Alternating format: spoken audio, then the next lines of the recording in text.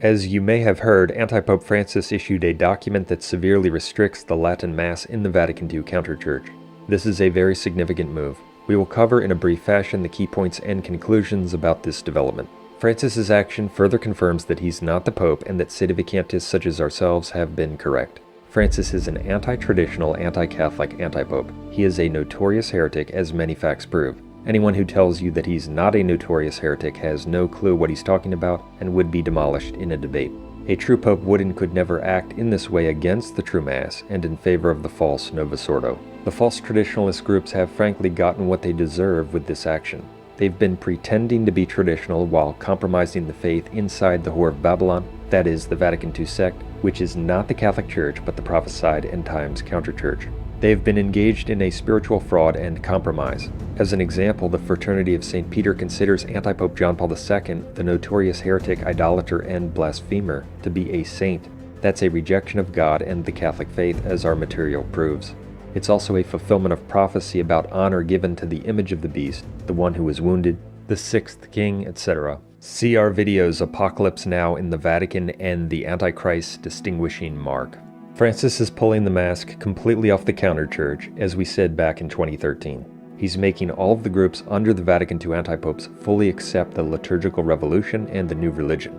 This is in fulfillment of prophecy about shock and wonder at the beast. This action strikingly confirms that you cannot be a true Catholic in the Vatican II sect. That's why Revelation 18:4 says, "Come out of her, my people, lest you take part in her sins." Trying to be Catholic in the Vatican II sect, aka the Whore of Babylon, is like trying to build a house in a river or a snowman in the desert. It won't work.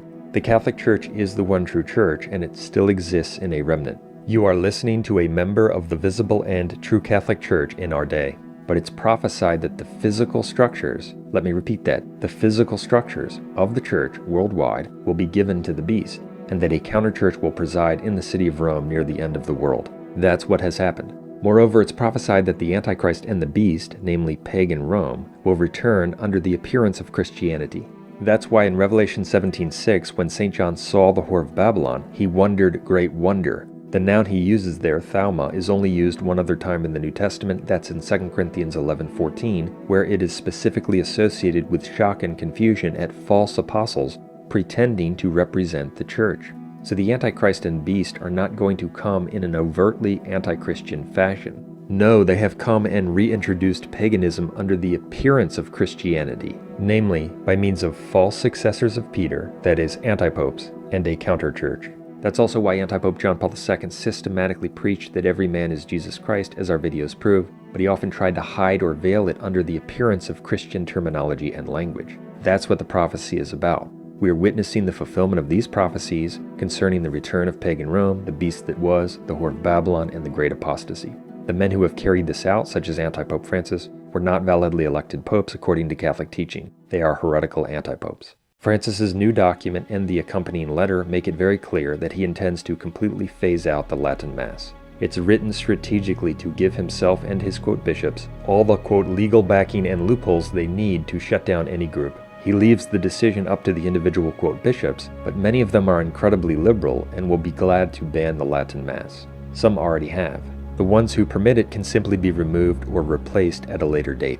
With these changes, groups such as the Fraternity of St. Peter have been moved to a different Vatican department run by liberals who can easily shut them down if they want to.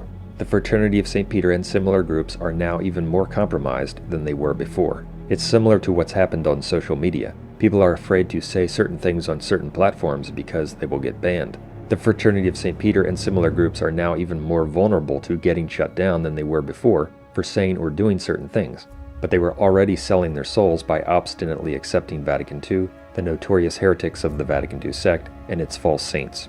If you continue to support groups like the Fraternity of St. Peter in light of this event, you are a fool. Not only should they not be followed or supported because they are heretical compromisers, but they can easily be shut down by the counterchurch, and no reasonable person should have any confidence that they will be able to continue long-term with traditional rituals, even putting aside their compromises and sellouts. You'd be wasting your money and damning your soul by donating to them. Most of the Latin quote masses in the Vatican II sect were already invalid because they were offered by quote priests ordained in the invalid new rite of ordination. See our videos on the new rite of ordination, which also refute epic blunders that certain defenders of the counterchurch have made on the issue.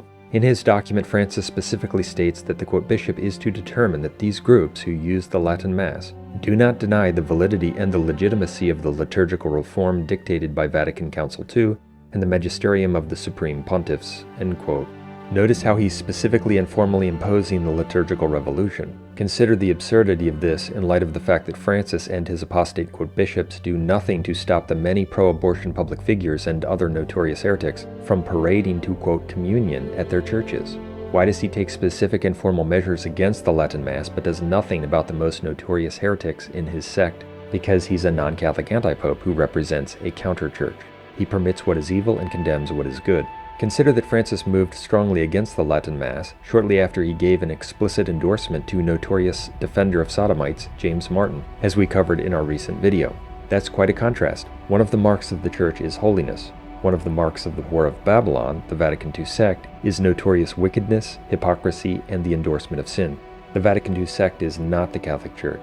If you think that the Society of St. Pius X is the answer, you are so wrong. In his accompanying letter, Francis makes it clear once again that the SSPX is in schism, and indeed they are. He refers to the schism with the movement of Monsignor Lefebvre. Their position is schismatic and actually theological trash. You cannot remain perpetually independent of the quote bishops and quote hierarchy you consider to be Catholic without being a schismatic. That's what they do. They also deny Catholic teaching on salvation. They even have the audacity to condemn the position of true and consistent Catholics who take the sedevacantist position, while they ignore the quote hierarchy they claim to recognize. It's outrageous. See our video on them. The sedevacantist position is the true position, not the Lefebvrist position. In his letter, Francis makes it clear that Vatican II is binding on his sect. This again confirms the sedevacantist position, since Vatican II is filled with false teachings and heresies which contradict true Catholic teaching.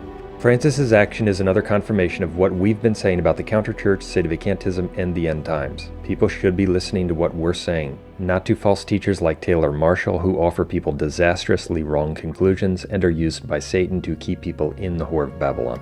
Burning of incense before these Pachamamas, processing them around on the Stations of the Cross, processing them into St. Peter's Square, processing them up to the altar in St. Peter's Basilica where the first Pope, St. Peter, is buried. How are we as baptized Catholics supposed to understand this? I don't know. Francis's reversal of what anti-Pope Benedict XVI permitted in regard to the Latin Mass further confirms our analysis of Benedict XVI as a deceiver. Benedict XVI was a notorious heretic and an anti-pope, but he deceived many in the counterchurch by giving a wider permission for the Latin Mass. The devil wanted people to remain inside the counterchurch in order to accept anti-Pope John Paul II as a saint, because once a person does that, he is venerating the Antichrist and surely headed for hell, unless he converts.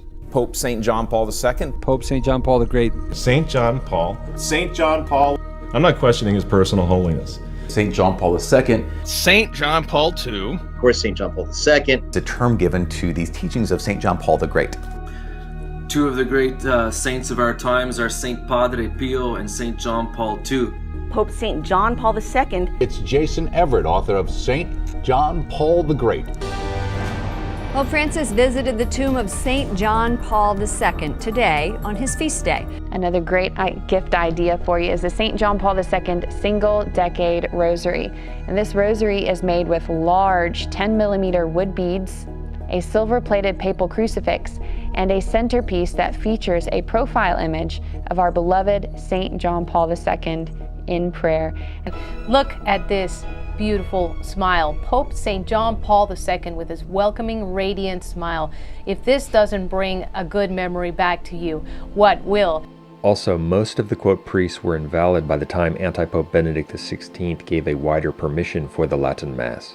Benedict XVI's move made followers of the counterchurch who don't care enough about the faith less likely to leave the counterchurch, despite the false canonizations of John Paul II, John XXIII, and Paul VI. Francis's decision to largely suppress the Latin Mass is not in preparation for the Antichrist. No, anti-Pope Paul VI's replacement of the traditional Mass with the new Mass was in preparation for the Antichrist, anti-Pope John Paul II, who taught that every man is the Son of God in the temple of God, and he fulfilled prophecies about the return of the beast, namely pagan Rome, in so many ways. See our videos Apocalypse Now in the Vatican, the Antichrist Conquers in this sign, and the Antichrist Distinguishing Mark. John Paul II's image is now venerated in fulfillment of prophecy about the Antichrist and the image of the beast by the very same false traditionalists who are complaining about Antipope Francis's move against the Latin Mass. And therefore they think they are informed about what's really happening, when in fact they are not. How deceived they are. If you want to know why this has happened and what's really going on with all of these horrible anti-Catholic events in Rome, this is it. People need to be traditional Catholics, as our material explains.